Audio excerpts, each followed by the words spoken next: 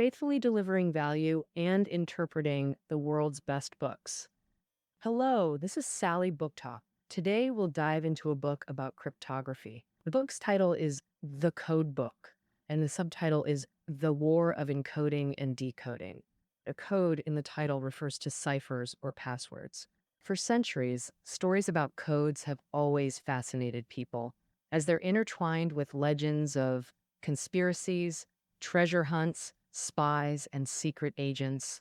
Encoding and decoding are like shield and spear. One defends, the other attacks, forming the science of cryptography. Over millennia, disciplines like linguistics, math, communications, physics, and computer science have joined this tug of war. The war between encoding and decoding is also a race of knowledge weapons. This book tells the story of codes across eras, from creation to cracking, revealing the ingenious secrets behind them. It's a thrilling mini history of information warfare. The author, Simon Singh, is a world-renowned science writer and former senior producer at the BBC. His documentary Fermat's Last Theorem won a BAFTA award, and the book became a bestseller. We at Sally Book Talk and also covered this book before. Today's book, The Code Book, is another bestseller of his, and it's the foundation for the BBC documentary series The Science of Secrecy, which has earned global acclaim. Next, I'll explore 4 eras: writing, radio, computer, and quantum, to recount the 4 rounds of battle between encoding and decoding. First round, the writing era. Since writing began, there's been a need to keep information secret. Initially, when people wanted secret communication, they could only hide the information outright. People worldwide invented all sorts of bizarre methods to conceal messages. For example, the most familiar, writing with invisible ink on paper, or sealing messages in wax pills to swallow. In Persia, there was a wild method. Shave the messenger's head, write on the scalp, wait for hair to grow, then send him. When he arrives, shave it off to show the message. Mission accomplished. This hiding approach has a core flaw. Once the carrier is found, the content is exposed instantly, so codes emerge to solve this. The purpose of cryptography is to translate information into incomprehensible text or symbols. So, encrypting information requires 2 essential tools: an algorithm and a key. The key refers to the specific set of letters used to unlock the code. For example, if there's a code like ABC to decipher, you need to find both the algorithm and the key. Its algorithm is substituting one letter for another, meaning you need to find 3 other letters that correspond to A, B, and C. The key is the specific letter correspondence, like A corresponds to D, B to O, C to G. So this code deciphers to dog.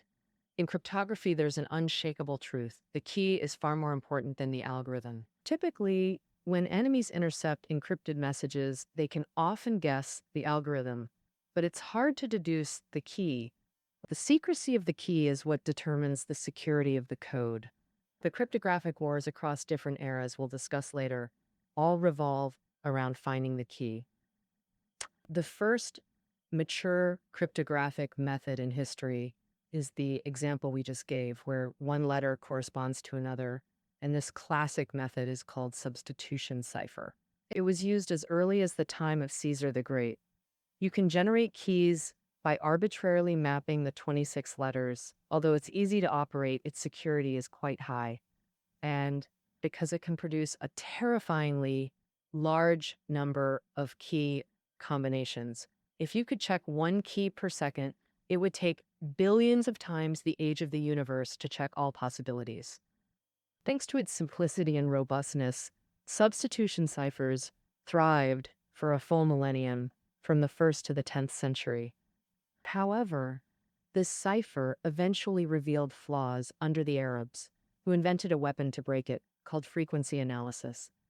This weapon finds breakthroughs from linguistic structure. First, letter frequencies vary. For example, In English, the letter E is the most frequent. If a side effect frequently shows the letter J, it's likely a substitute for E. Another example, in English, the only letters that can stand alone as words are A and I.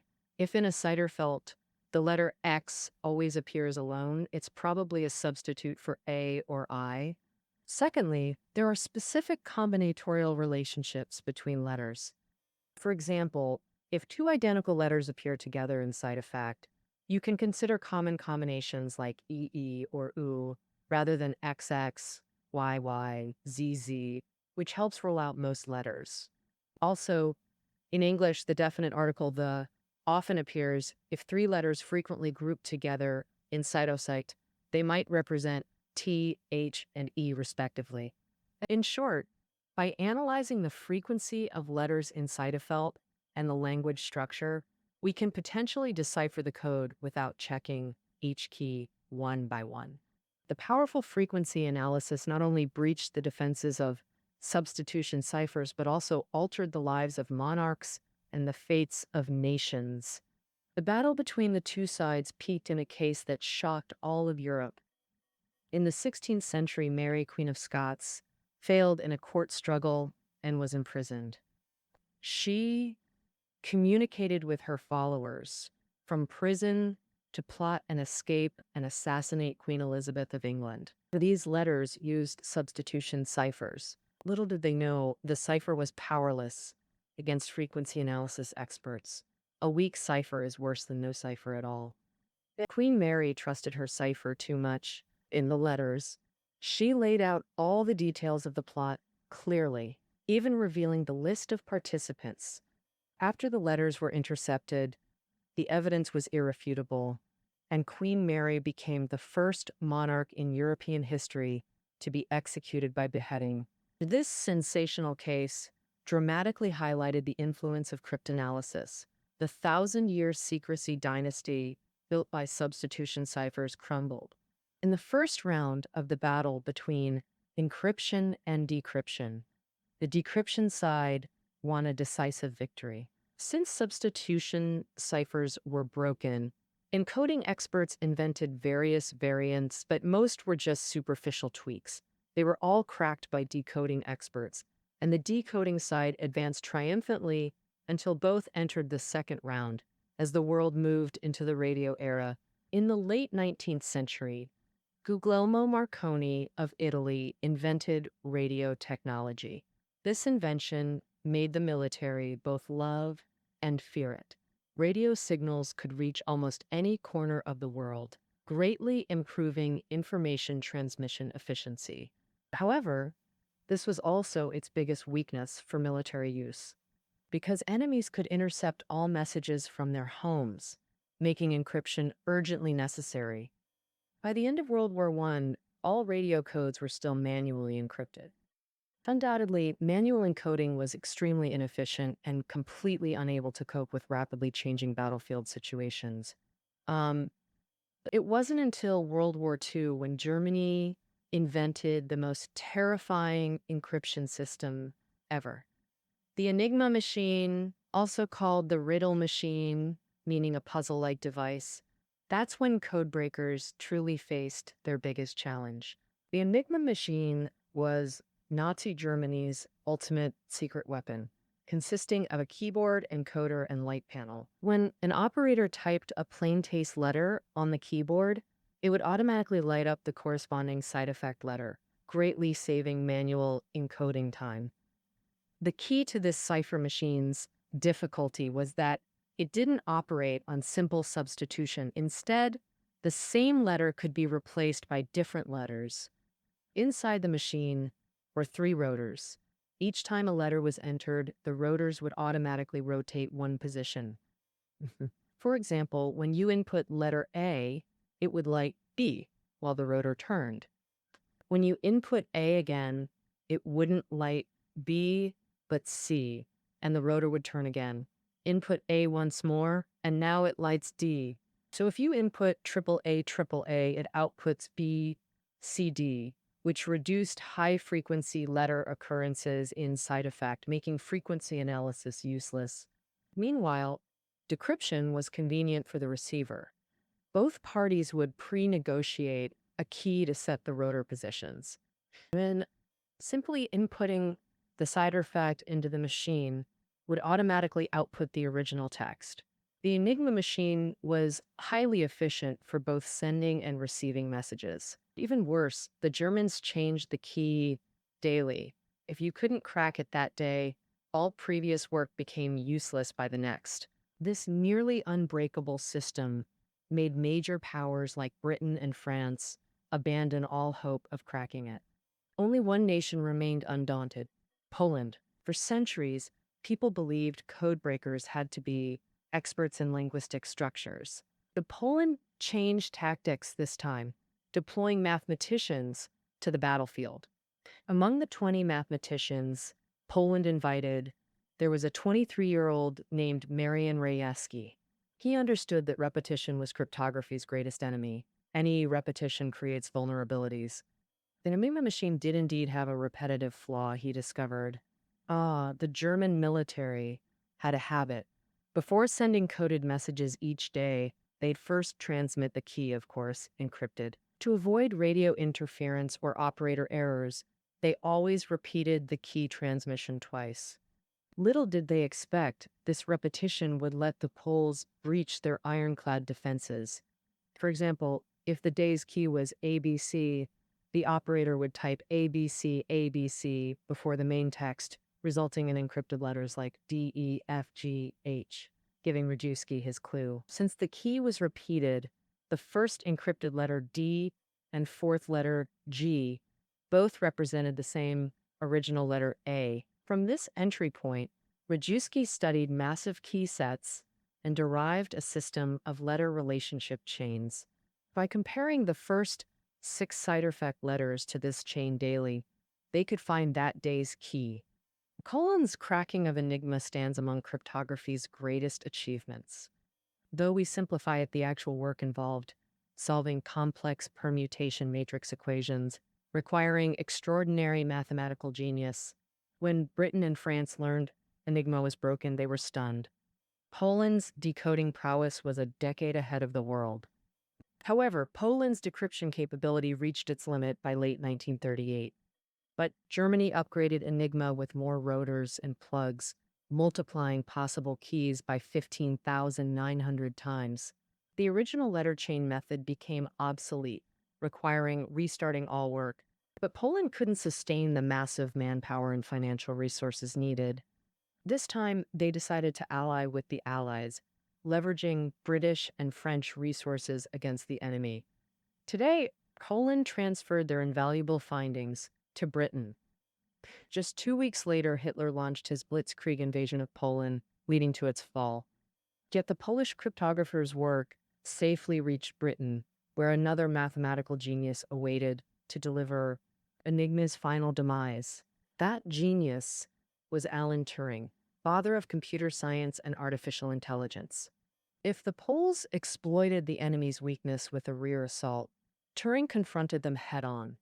He sought a method unrelated to repeating encryption keys. Simply put, this method tried all possibilities.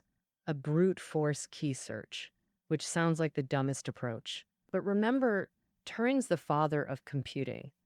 Facing a machine-created encryption system, he'd counter with machines to handle the massive computations, replacing manual efforts. Turing's machine, called Bomb, had multiple rotors grouped in threes, each set mimicking an Enigma machine's encryption process.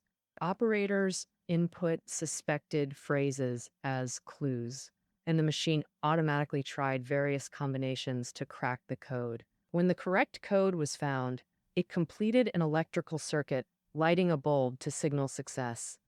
To boost efficiency, Turing used known clues to filter possibilities. For instance, Germans loved sending weather reports at 6 a.m., so intercepted messages around then almost always contained weather. Another habit, Germans often added Heil Hitler to telegrams, whether relevant or not. This let Turing identify patterns and eliminate countless possibilities. The machine didn't need to test every letter. In optimal cases, it found the key within an hour. This encryption system that had emboldened Nazi Germany was successfully cracked by Turing. Like Mary Queen of Scots centuries earlier, Hitler's war plans were laid bare before the Allies. Some even argue code breaking was the decisive factor in the Allied victory. These unsung heroes changed humanity's course with their intellect, and this cryptographic battle pioneered the computer age. Now we enter the third era. In the computer age, after the writing and radio eras, decoders lead 2 to 0. While decoding experts like Turing birthed modern computers, encoding experts simultaneously used computing power to create stronger ciphers. In this era, the concept of creating codes has transformed. Previously, testing all keys was impossible manually, but modern computers perform billions of calculations in minutes. No need for linguistic experts to analyze codes. Computers directly find keys for you. At first glance, it seems no code is unbreakable in the computer age. But cryptography defies impossibilities. In the mid-1970s, coding experts had a revolutionary insight that shattered all previous logic, achieving cryptography's greatest breakthrough in 2,000 years, asymmetric encryption. So far, all encryption we've discussed has been symmetric, meaning decryption is simply reversing the encryption process. Both parties use the same key to encrypt and decrypt for each other. But with asymmetric encryption, it's different. Encryption and decryption require two different keys. The sender has an encryption key to lock information, but decryption requires a separate decryption key. Without it, even the sender can't unlock their own message. Think of it like a mailbox at your doorstep. Others drop letters in, which is like encrypting them, right? But once mail's inside, even the sender can't retrieve it. Only you have the key to open the box and take letters out. This system has two critical points. First, the mailbox must be absolutely secure. Letters enter but can't exit, impervious to force. Second, your key must be absolutely secure, unbreakable even by the strongest computers. How do we achieve both? Two secrets: one-way functions and prime numbers. Don't worry if it sounds confusing. Let me explain each. First, solving the mailbox security problem. Consider one-way functions. As the name suggests, they work only one direction, no reverse computation. Most functions we know are two-way. For example, 3 plus 6 equals 9. Reversing it, 3 plus what equals 9, easily solved as 6. One-way functions lack this reversibility. For example, 16 divided by 5 has a remainder of 1. But if I ask, what number divided by 5 has a remainder of 1, you can't give a definite answer. It could be 16 or 26, 36, and so on. This is like mixing yellow and blue paint to make green. That's similar to a one-way function, because we can't separate the two paints back out. Cryptographers use this type of function to design encryption processes. First, convert information into a number, then plug it into the one-way function to get another number. That number becomes the ciphertext of the information. Even though the function formula and result are public, you can't deduce the original number. It's like that mailbox. Once in, you can't retrieve it. In 1977, 3 MIT researchers found such a one-way function. This function can only retrieve the original value in one case, when you have the key. Now let's discuss keys. This is where prime numbers come in. Prime numbers can only be divided by 1 and themselves. Multiplying 2 primes is easy, but factoring operations is difficult. Using this property, we can create 2 keys, one for encryption, one for decryption. For example, choosing primes 7 and 13 as decryption keys, multiply to get 91, then use 91 as the public encryption key. Anyone can use 91 to send you encrypted messages. People plug 91 into the one-way function we mentioned, creating a personalized function for you, and feed secret information into this personalized function to generate ciphertext. When you receive this side effect, only you know the decryption keys. 7 and 13 can crack it. Those with only the encryption key hmm, hmm, cannot decrypt the message. But we all know 91 is the product of two primes. Isn't figuring out 7 and 13 easy? Actually, real encryption doesn't use such small numbers. Keys for critical banking operations are at least 308 digits long. After over 2,000 years of mathematics, no shortcut has been found for factoring the product of two primes. Even with 100 million computers working together, cracking these two primes would take 1,000 years. Um, Therefore, under current conditions, this cipher is unbreakable. This asymmetric encryption system, called RSA, is now globally used and widely applied as the most complete and crucial cryptographic technology across industries and electronics. It safeguards our personal privacy and national secrets. If you enjoy online shopping, you're probably under the RSA system, daily protection. Currently, it's absolutely secure. But history teaches us every unbreakable code eventually falls. Will new encryption and decryption technologies emerge? Now, let's glimpse the future as encoding and decoding enter their fourth round. The quantum era. Mention quantum physics, and most science enthusiasts will recognize it. Quantum is among modern physics' most vital concepts, the fundamental building block of matter, or rather, the basic carrier of energy. All microscopic particles, atoms, electrons, photons, are manifestations of quantum. Here, we'll focus on quantum's most crucial feature, superposition. In our everyday world, objects have single states. A cat is either alive or dead. But in the quantum realm, a particle exists in countless states simultaneously, realizing all possibilities. A quantum cat could be both alive and dead, male and female, full yet starving, all at once. This bizarre phenomenon is quantum superposition. How does this relate to code breaking? Our fastest computers still solve problems one by one. But with the quantum computer, you input all problems simultaneously. The machine enters superposition, processing everything at once, like having thousands of clones exploring every path, finding solutions in an instant.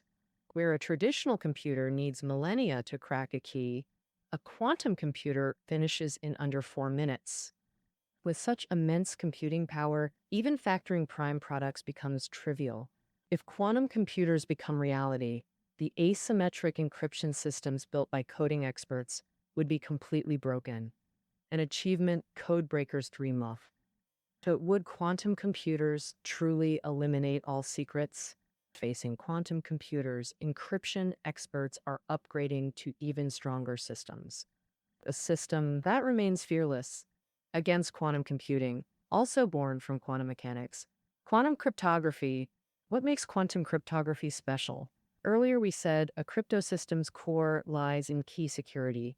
If stolen, all secrecy fails. Asymmetric encryption protects keys, but you can intercept transmissions. Without quantum computers, you can't compute the solution. Quantum cryptography's strength? It's fundamentally uneavesdroppable. Why is that? Because quantum particles have a magical trait. They fear observation. As mentioned, quanta exist in multiple states simultaneously. Unobserved, they explore all possibilities like phantoms. But the moment you observe them, all possibilities collapse instantly. They randomly choose one state, appearing before us in definite form. Moreover, you can never measure them precisely. Human observation tools are too coarse. Merely measuring inevitably disrupts their quantum state. Quantum cryptography leverages this very principle. During communication, keys are transmitted via individual photons with polarization states 0 or 1. Receivers detect photons and confirm measurements with senders, keeping only correct results. This process verifies measurement accuracy without exposing content. Eavesdropping reveals nothing useful. If anyone attempts interception, photons immediately alter polarization, destroying the carried information. For example, a general sends a quantum message to a soldier saying, "I will start a war." If the enemy eavesdrops, it distorts the content, maybe changing it to, I want to eat cotton candy, making eavesdropping pointless. Moreover, both sender and receiver can detect the signal anomaly and immediately terminate the communication. Then the communication is reestablished securely and the eavesdropper cannot obtain any valid information. This quantum cryptography is fundamentally different from all previous systems. It's a perfect cipher with no theoretical possibility of being cracked.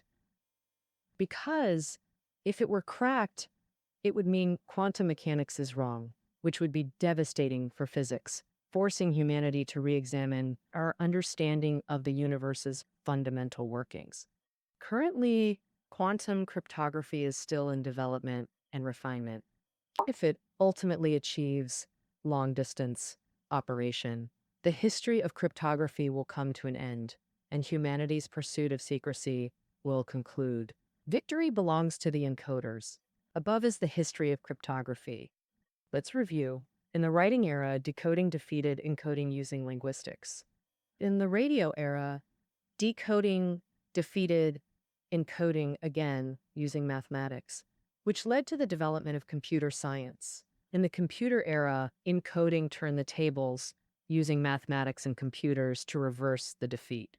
In the final quantum era, encoding won the ultimate war. Its ultimate weapon is physics, the most fundamental and essential science of the universe. This 3,000-year battle has finally come to an end. Though cryptography operates silently in the shadows, it connects numerous disciplines, shining with the brilliance of human intelligence. Well, that's the end of our interpretation of the code book. See you tomorrow.